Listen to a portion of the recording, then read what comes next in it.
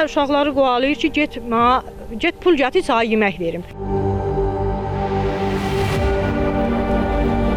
Səfalət bir halda yaşayırlar. Evdə yeməkləri yox. Ana döyür, ana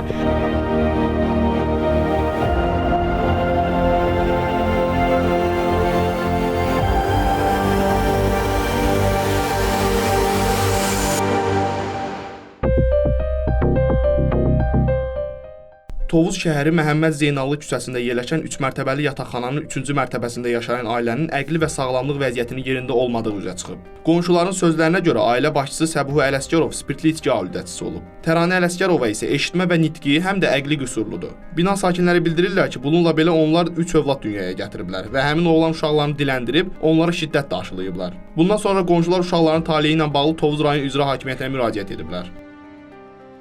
Sabah olanda uşaq yemək istəyir. Ana uşaqları qovalayır ki, get pul gətir, sənə yemək verim.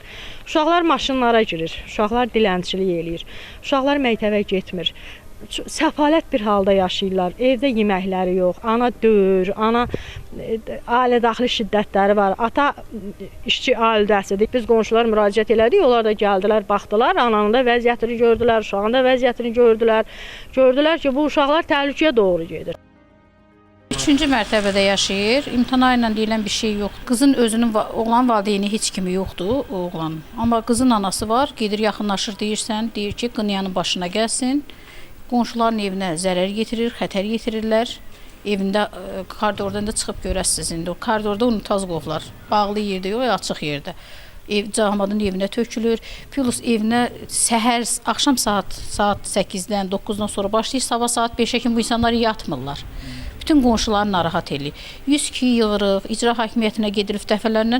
Orqanlar gəlir, deyir ki, gedin yuxarıya şikayət edin. Bizim əlimizdən bir şey gəlmir. Uşağı küçədə gələn maşınların qabağına salır, diləndirir. Neçə uşaqlar? 3 dənə uşaqdır. 3 dənə oğlandır, ikisini diləndirir, biri hal-hazırda körpədir. 2 yaşı, 3 yaşı belə olar. Son məlumatlara görə də icra hakimiyyətindən nümayəndəlik gəldi, polis orqanları gəldi. Qızı bildiyimə görə Qazaxa Balinsiyaya yatızdırmalıdırlar, oğlanı müayinə üçün götürdülər, uşaqları da Gəncəyə uşaq sığınacağına yerləşdirmək üçün.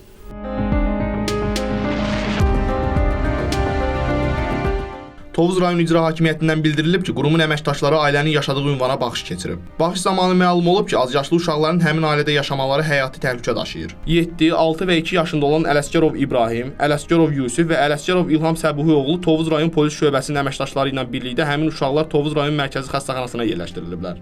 Xəstəxanadan isə bildirilib ki, azyaşlıların tibbi müayinəsi həyata keçirilib. Hər birinin vəziyyəti qənaətbəxşdir.